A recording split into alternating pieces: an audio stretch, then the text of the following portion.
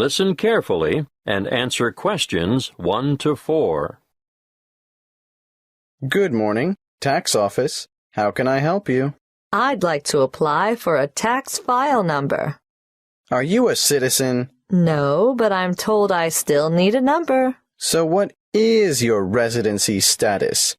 Are you a permanent migrant or perhaps a temporary visitor? Oh, I'm a permanent migrant. And you need a TFN? A what? A TFN. It stands for tax file number. Yes, what is that exactly? It's a unique number we issue to individuals and organizations to help administer tax collection and other government systems. Why do I need one? In actual fact, you don't. What do you mean? It's not compulsory, you know. But I should get one? Well, it's a good idea. Otherwise, you'll have more tax withheld from your wages or salary. In fact, you won't be eligible to participate in the PAYE, that's pay-as-you-earn system, and you couldn't apply for income support or other benefits. You wouldn't have to pay the Medicare levy, but then you wouldn't be entitled to claim Medicare benefits either. I'd better have one then. Okay.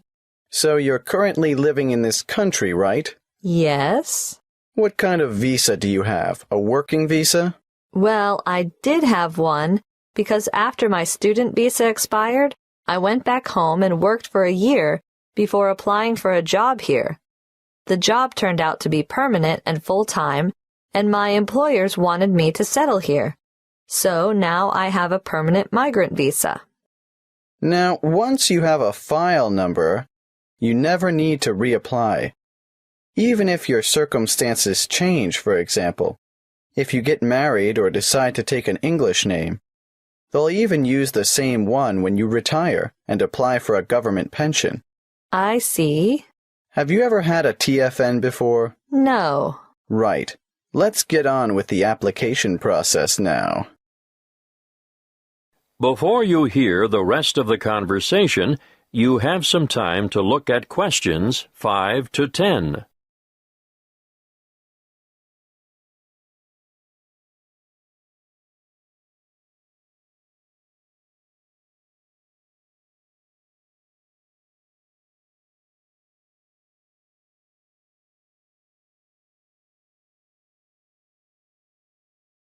Now, listen and answer questions 5 to 10. What is your passport or travel document number? Oh, just a moment. I have it here. JGW 1100536. Where do you come from? I came from Greece. Is that your country of origin? Yes, I came from Greece. Are you Greek? Do you have a Greek passport? No, I was born in Spain. I have a Spanish passport, but I've been living in Greece. And where do you live now? Where will the department send your TFN? That's 1339 Harbor Drive, Hollywell. Postcode? 1517. Thank you. Now, what's the best way to get in touch with you? By phone, you can ring my landline number, 0955775076. I'm sorry, I haven't got a cell phone at the moment. I see. Can you give me the details of someone else we could contact if we can't get you during office hours? That would be my landlady. What's her name? Martha Pierce. Is that Pierce, P-I-E-R-C-E? No, it's P-E-A-R-C-E. And her number is? The same as the one I gave you. Yes, I've got that. Now, for some more personal details, what title do you use? Excuse me? Are you Mrs., Miss, or Ms.? I'm not married. Put me down as Miss. All right. What's your surname? Farina. What's your first name? Maria. Do you have a second or middle name? Well, 2, actually. What are they? Rosa Anna. I'm guessing Farina is your maiden name, since you haven't been married. But are you known by any other names? Farina is my only surname, but people call me Mary. As a first name? Yes. When were you born, Mary? Can you give it to me in the following order? Day, month, and year? The 15th of November, 1983. You're obviously female, so that brings me to the last question, which I don't really need to ask. What's that? Your husband's name. I don't have one. I know, so I'll just write down N.A. for not applicable. Thank you. That is the end of Section 1. You now have half a minute to check your answers.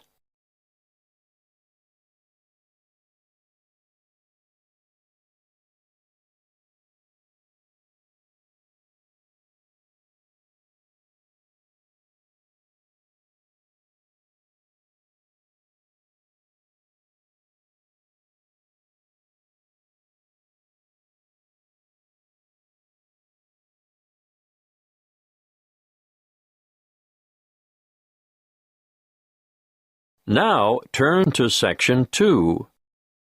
Section 2. You will hear a talk about keeping children safe on the Internet. First, you have some time to look at questions 11 to 16.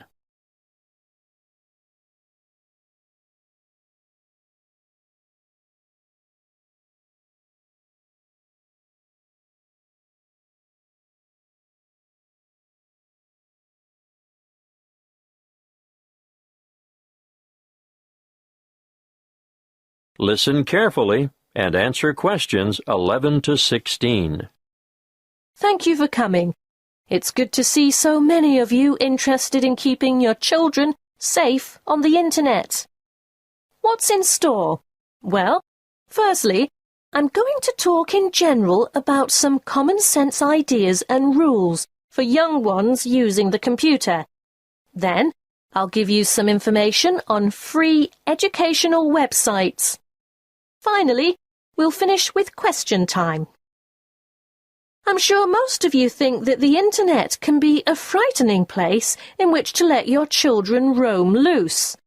But let me remind you that it can also be a fountain of knowledge and education. The trick is to avoid the former and utilize the latter. There are programs available both in your local electronics supply shop and free to download that will keep your child safe to a certain degree on the World Wide Web. A popular one is Online Family Norris, which bars things like military and social websites. I wouldn't advise you to rely solely on a program to protect your family, though. As good as it is, you cannot abdicate your responsibility as a parent. I'm sure you all know that, or you wouldn't be here. When all is said and done, the best way to keep children safe is to educate them and keep an eye on them.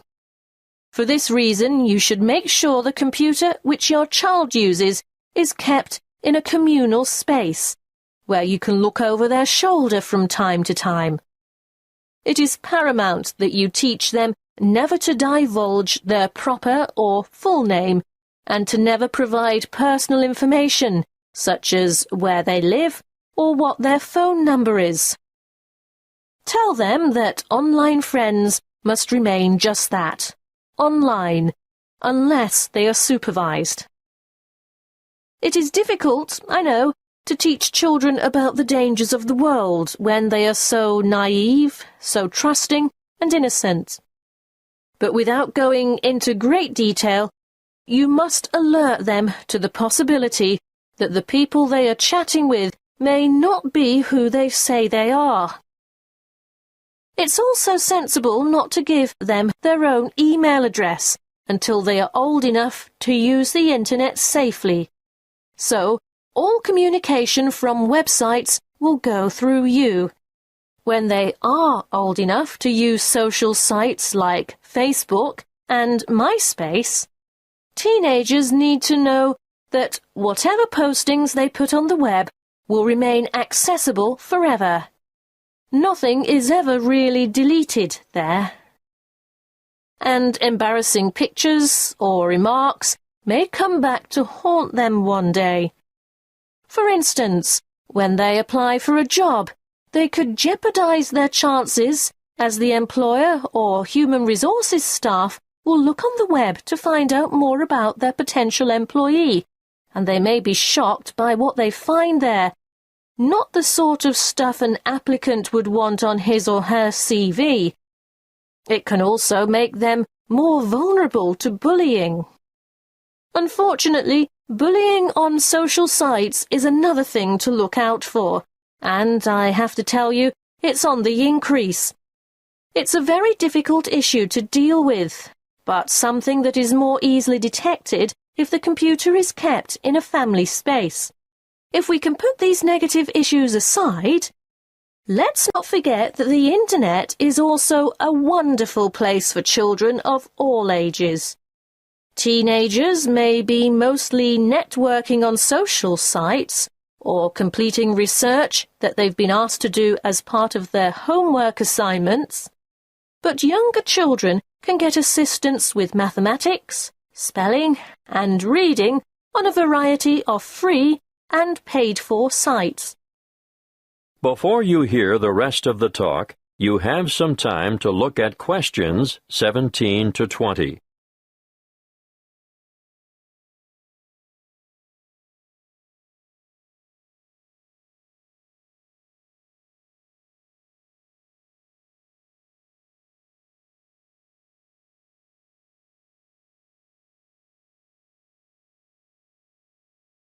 Now listen and answer questions 17 to 20.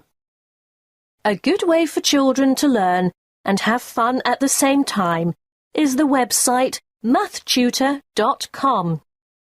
They can practice mathematics on this site, no matter what their level, while they compete against other children from all over the world.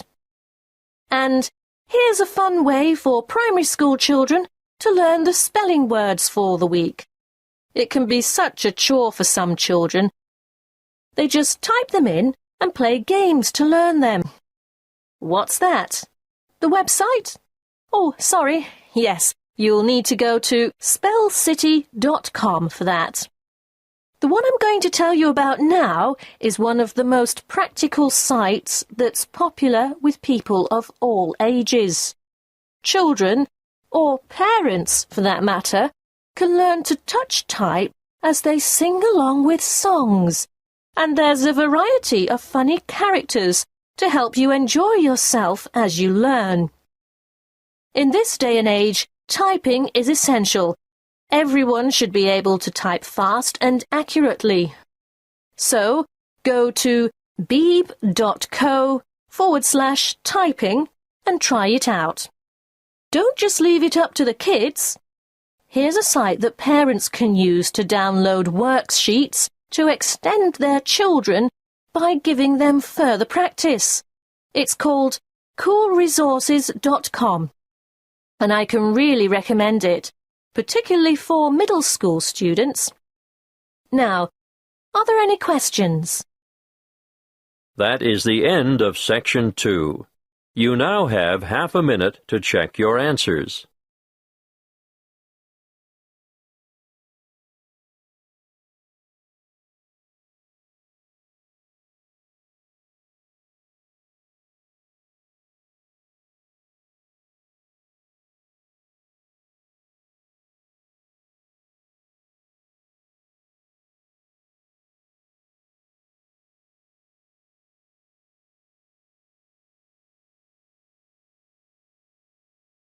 Now turn to Section 3.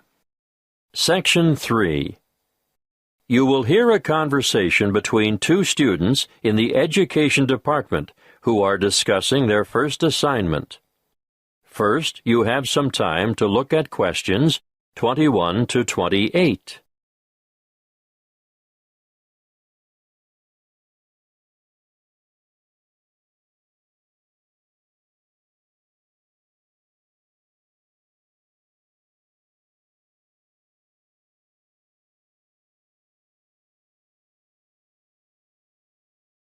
Listen carefully and answer questions 21 to 28. Hey, Ted, what are we going to do about this assignment? Well, Cleo, I think it's pretty straightforward. Oh? Yeah. The topic is why study abroad? I suggest we do a survey of international students, collate the responses, make a graph, and exhibit our findings in the form of a poster. Wow, you have given this some thought, haven't you? Of course. This is only the first assignment. There will be a lot more to come. So let's get this one out of the way quickly. Well, how do we do the survey? I think we need to find a good selection of foreign students. So, how about we go over to the English language school at lunchtime and talk to some of the students there? That's not a bad idea. But we shouldn't limit ourselves to that department. Why not? Well, think about it. They'll all give the same reason, to learn English. Of course, you're right. Well, one of us could cover the language school, and the other could go around the business school. Yes, I know there are a lot of internationals there, too. But I think a random sample from foreign students on campus might give us a better range of answers. What are we going to ask them? Why are you studying abroad? An open question like that could mean we get hundreds of different responses. It would be better if we made up, say, 10 reasons and asked each respondent to place them in order of importance. You're right. That would certainly make collation easier. Any ideas about what these 10 reasons might be? Sure. I've got enough foreign friends to know quite a lot about what motivates them. Okay. Number 1 is... I think that's obvious. How about study abroad is the best way to learn a language? And number 2 is obvious as well. I know. Study abroad gives you the chance to travel. What's third? It's either culture or friendship. Okay, let's go for culture. Study abroad gives you first-hand experience of a different culture. Not just that, but it gives you new experiences as well. Not all of them are good, but it's meeting those challenges and adapting to new situations and solving problems and so on. Let's make that a separate reason. How about study abroad, will compel you to develop new skills? Sounds good. Then study abroad promotes international friendship. What are we up to now? Wait, that was number 5. Do you think learning about yourself is the same as developing new skills? No, I think it's quite different. Probably more closely related to culture. You really mean embracing new concepts and perceptions, don't you? Yes, and reconsidering one's own beliefs and values, or at least seeing them through new eyes. We could make the next one and call it something like, Study abroad provides the opportunity to learn about yourself. We ought to throw in a few about study and work, because I'm sure that rates highly with many foreign students. Of course. Study abroad gives you the opportunity to expand your academic, Academic what? Let's simplify it. Make it the opportunity to study different subjects. Yes, good. It can also enhance the value of your degree. How's that? Well, I think you can take courses you would never have had the opportunity to take on your home campus, and employers will know also that your language skills have been given quite a boost. Isn't that the same as number 7? No, I think it's a separate issue. All right, keep it. Now, I think this next one is more important. Shall I change the order? No need. The students are going to rank them according to their views. So what is it? Study abroad enhances employment opportunities. Ugh, why didn't I think of that? Anyway, there's one even more obvious than that. Let me guess. Study abroad broadens your mind? Exactly. Okay. Now we have 10. Let's print off 100 questionnaires and go and do the survey. Before you hear the rest of the conversation, You have some time to look at questions 29 to 30.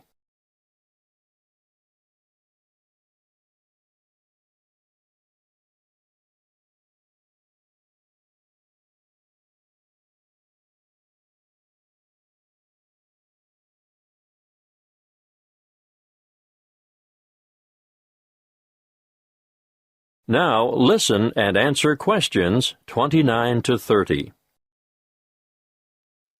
Did you hear about the National Geographic survey of American students between the ages of 18 and 24? Yes, it sounds as if they could benefit from study abroad.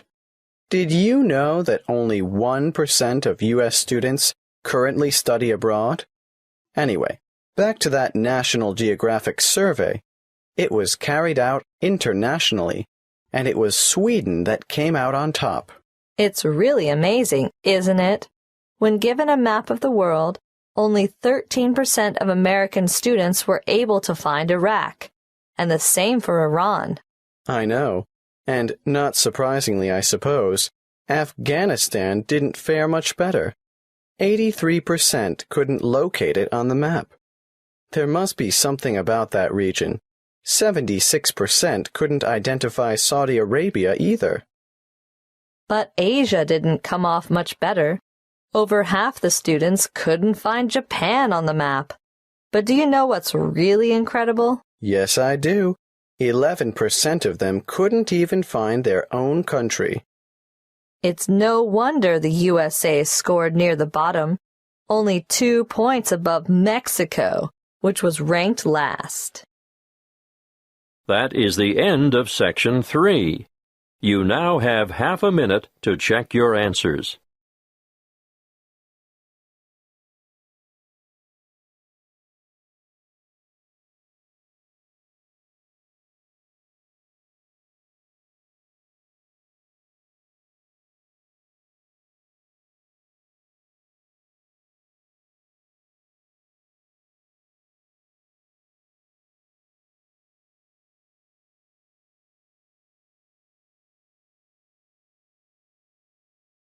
Now turn to Section 4.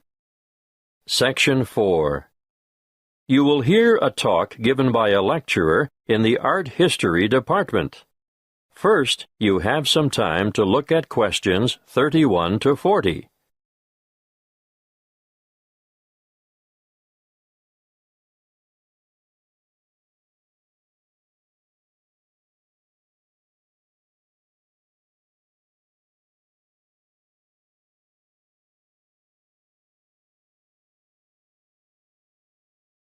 Listen carefully and answer questions 31 to 40. In this lecture today, I'm going to introduce you to an American painter, Charles Willson Peale.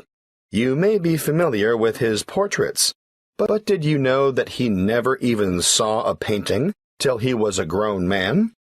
He was born in Maryland in 1741. His father died when he was 9, and the family struggled financially for the next few years, and Charles became a saddle-maker's apprentice. One day, he went to Norfolk for supplies, and there he saw paintings for the first time. He thought they were so bad that he felt sure he could do better, so he decided to make painting his career. In 1766, he went to London to study painting with Benjamin West. Whilst there, he painted this portrait in 1768. See Slide 1, Pitt as a Roman senator. Notice how elaborately symbolical this portrait is. The symbolism arises, of course, from Pitt's famous speech to the British Parliament, where he draws an analogy between the ancient Roman Senate's view of a barbaric Britain and the prevailing European view of the time of a barbaric African continent fueling the slavery trade. Perhaps you didn't know that the Romans used Britons as slaves. But I digress. Back to Peale. He returned to America and in 1772 painted the first ever portrait of George Washington. See Slide 2. In 1773, he painted a group portrait of himself, his wife, mother, brothers, sister, his old nurse, and an unidentified baby. Just look at the slide. This painting is simply called the Peel family. And you can almost feel the exuberance of the family and their warmth towards one another.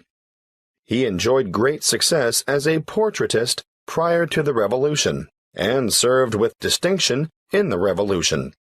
During this time, he became friends with George Washington, Benjamin Franklin, and Thomas Jefferson. After the war, he continued to paint, and, when his wife died in the 1790s, as a result of her 11th pregnancy, he remarried.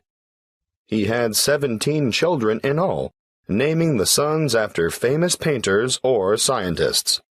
Although perhaps best known for his portraits of famous people, Peel liked novelty. Look at this slide of his two sons, Raphael and Titian, life-size, climbing a narrow stairway. This painting, The Staircase Group, 1795, was exhibited in a doorway as a trompe-l'oeil. And it is said that it did, in fact, fool the eye of George Washington. Even as far back as 1772, we can see his desire for difference in Rachel weeping. It's a rather macabre portrait of his first wife crying over the death of one of their children, their daughter Margaret. I'd like to show you one more slide to demonstrate his innovative approach. This is a portrait of his brother, James, sitting at his desk at night, with only his face illuminated by a lamp. This was painted much later than the others, in 1822. You know, Peel believed anyone could learn to paint, and he taught painting to his brothers, sisters, sons, daughters, nephews, nieces, and other relatives. 4 of his sons, Titian, Rubens, Rembrandt, and Raphael, became painters, as did his brother James. Before I finish, I'd like to tell you a bit more about Peel. He was active in politics for several years, and throughout his life, he maintained a lively interest in many branches of science. He was also an inventor who gained patents for a fireplace, porcelain false teeth, and a new kind of wooden bridge. He collaborated with Thomas Jefferson on what was known as the polygraph, a kind of portable writing desk. But it wasn't any ordinary desk. This one could make several copies of a manuscript at once. He also wrote papers on a wide variety of subjects, from hygiene to engineering. Oh, and he also tried his hand at inventing a fairly primitive but innovative motion picture technique, new types of eyeglasses, and a velocipede, which is a precursor to the bicycle. Now, some of the original velocipedes had pedals and some didn't. You sort of scooted along on them using your feet. Unfortunately, I can't remember which type it was that Peel worked on. He's also remembered for his work as a naturalist. He established the first scientific museum in America, and he even invented his own system of taxidermy. For those of you who aren't sure what taxidermy is, it's the art of preparing, stuffing, and presenting dead animals so that they appear lifelike. He was also well ahead of his time in that he placed his animals in a simulated natural environment. His most magnificent exhibit, however, was the complete skeleton of an extinct mammal known as a mastodon, which he helped excavate. The event was memorialized in his extraordinary painting, The Exhuming of the Mastodon.